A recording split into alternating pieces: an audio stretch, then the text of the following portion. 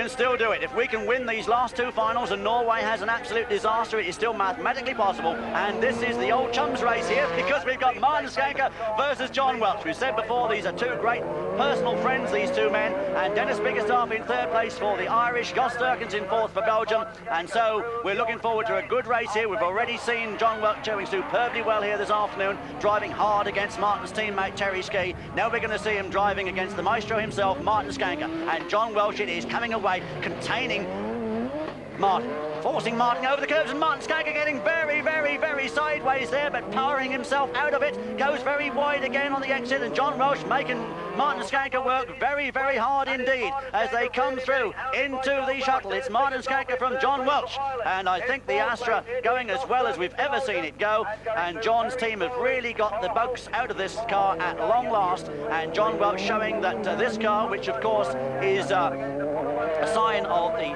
supercar of the future, comes away into second place, hounding the RS200 exiled Group B rally car of Martin Schanche. The Group B cars with a fairly limited lifespan left in the European international scene. They will eventually be replaced by the homologated Group A machinery, which can of course be modified into four-wheel drive and turbocharged guys, and John Welch's car showing us a glimpse of the future there. And if the future holds races like this, we've got plenty to look forward to as John hounds Martin Schanche all the way through. John with this 600 plus brake horsepower four-wheel drive Astra turbo four-cylinder front engine device goes on his way. The mid-engine car of Martin Schanche, perhaps with a little bit better weight distribution from the mid-engined configuration. Capitalizing upon that, Martin comes away, driving here in anger for the first time ever at the Croft circuit, driving in the Internations Cup for the first time ever for Norway, and showing that Norway have had to field a very, very strong team in order to defeat the rest of the opposition. And Martin Schanche is coming away. We can see in front of them the troubled Swede there of Par Hulk with the old A1 Quattro. That car just cruising round, trying to pick up points for Sweden, but Sweden in dire problems in this Division 2 category, and Britain well established themselves in second place. But Martin Schanche goes on his way. They're going to lap the Swedish car. Hulk looking into his mirrors, seeing the opposition coming up behind him. He goes wide. Through go the two race leaders, and it's Martin Schanche leading away. John Welch getting a little bit away from John now, but still the British driver, twice British champion, comes back with the Sphere Drake Mobile Kenwood car, closes it in a little bit on Martin Schanche, but Martin still up front. John hops over the curbs, almost gets on the inside and tries to accelerate him as they come to him, almost getting alongside Martin Schanche. He's right back in the thick of the action again now is John Welch, and John is making Norway work very, very hard for those 25 points. Martin Schanche leads it. John goes very, very wide there. You can see completely different lines being taken by the drivers in the approach into Chequers Corner, but both of them seem to come out effectively quickly and go into the old chicane. Still John Welch hounding Martin Schanche all the way. He looks for the inside as they go to Samson Curve. He's not quite close enough to do anything about it. Can he do it? He's very, very sideways. He's getting right in there with Martin Schanche, and again a tremendous performance coming here from John Welch as they come up into the Mad Hatter complex once again. John takes a very tight line, almost riding over the curbs. He's hounding Martin Schanche all the way to the flag, and it's Martin Schanche still leading from John Welch, and this is exhilarating action here. And as they go to the checkered flag, Martin Schanche wins it, but boy did he have to work for it. A brilliant second for John Welch. I'm going to turn around and say, a lot of people say, how would you feel if you had Martin Schanche right up your rear boot lid? I wonder how Martin Schanche felt having John Welch up his boot lid for the 5 laps of that race. But a super win there for Martin Schanche. But didn't he have to work for it, Arthur? Did he have to work for it? Didn't he, Justin?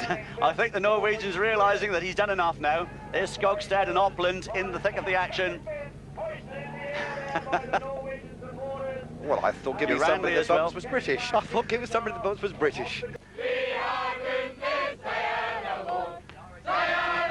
And they are in fact singing "Victory is ours, victory is ours," and that is more or less the second Norwegian national anthem, a bit like the British singing "Land of Hope and Glory." Well, as they celebrate, this is Arthur Debenham signing off from the Croft circuit. I'll be seeing you later on in the season down at Liddon Hill, but very shortly we go over for some interviews with the Norwegian team and Alan Smallman.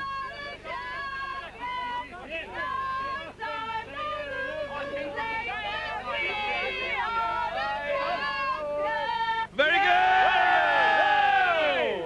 Alfin, you were the team manager of this team. Are you proud of them? Yeah, I'm proud of them. They have done a very, very good job all the day. Last day they drive very well, and I think they do a very good job today, very good job. So we had a good leading and we win. Okay, fine, let's have a quick word behind you. Terje, Schie, you've got the cup in your hand. Let's have a look at the cup here on the camera.